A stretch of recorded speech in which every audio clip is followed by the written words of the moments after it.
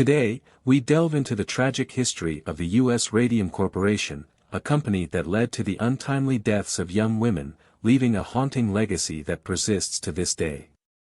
It all began in 1917 when a company called U.S. Radium Corporation, originally known as the Radium Luminous Material Corporation, embarked on the extraction and purification of radium from carnotite ore to create luminous paints marketed under the brand name Undark.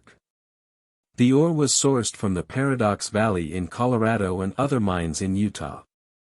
U.S. Radium played a crucial role in supplying radioluminescent watches to the military during wartime, providing soldiers with timepieces that could be read in the dark, thanks to the luminescent properties of radium. However, the use of radium in these watches required a workforce, which brings us to the tragic tale of the Radium Girls. In New Jersey, the company employed approximately 300 workers, predominantly women, to paint radium-lit watch faces and instruments. Tragically, these women were led to believe that the radium paint was safe. Each painter mixed her own paint in a small crucible and applied it to dials using camel hair brushes. They were paid a meager wage, about a penny and a half per dial, and often resorted to pointing the brushes with their lips or using their tongues to maintain a sharp point. Despite the relatively decent pay for the time, these young women unknowingly exposed themselves to a toxic substance. They not only used the radium paint on the dials but also applied it to their teeth, hair, and clothing, hoping to glow in the dark. In stark contrast, the manufacturers were protected with masks, gloves, and protective clothing. It's a tragic example of how some people take advantage of others' ignorance. The inventor of radium visited the company and witnessed one girl using radium paint in a dangerous manner. However, when the incident was reported to the manager, it was dismissed as safe. The tragedy unfolded slowly as the workers began to experience health issues.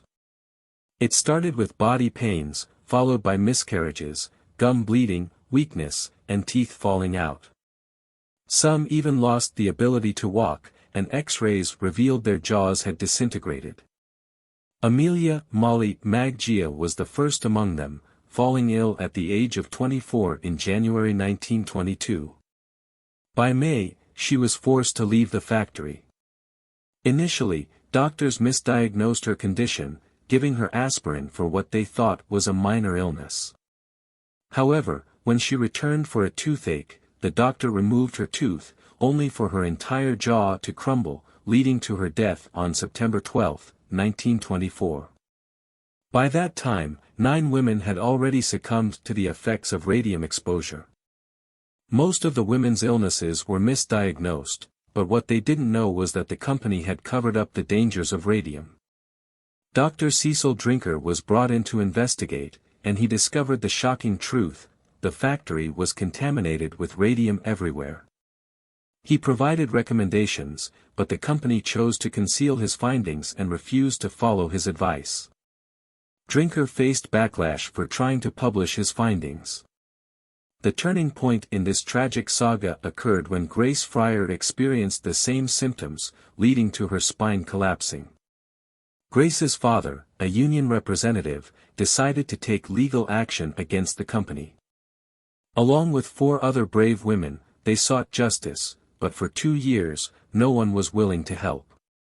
Their savior arrived in the form of Chief Medical Examiner Harrison S. Martland, who launched his own investigation. He conducted experiments using the remains of deceased girls, which still emitted a faint glow due to the lingering radium. Martland realized that the surviving girls were living on borrowed time. In 1925, he exposed the horrifying truth in a magazine article. In 1927, a courageous lawyer named Raymond Berry took over the case. However, many of the remaining girls were already succumbing to their illnesses.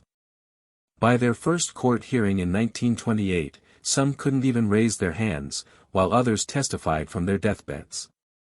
Finally, justice was served, and each remaining woman received $10,000 for their injuries and $600 per year for expenses. These brave women also volunteered to be studied. The ultimate victory came in October 1939 when, inspired by the perseverance of the Radium Girls, the case reached the Supreme Court. The government stepped in, granting workers' rights and addressing safety concerns. The legacy of the Radium Girls will forever be remembered as a cautionary tale, shedding light on the dark corners of corporate negligence and the importance of workers' rights. Thank you for watching.